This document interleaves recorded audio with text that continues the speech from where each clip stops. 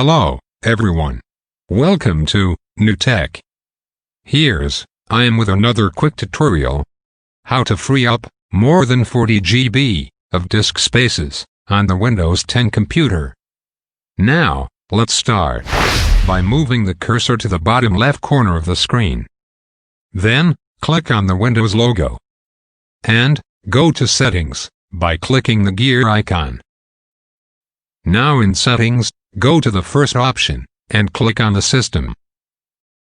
On the left-hand side, select Storage tab.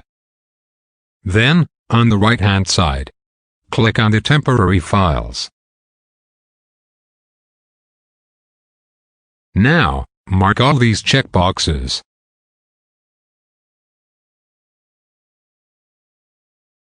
After that, click on the Remove Files. Then, wait for a few seconds to complete the cleanup process.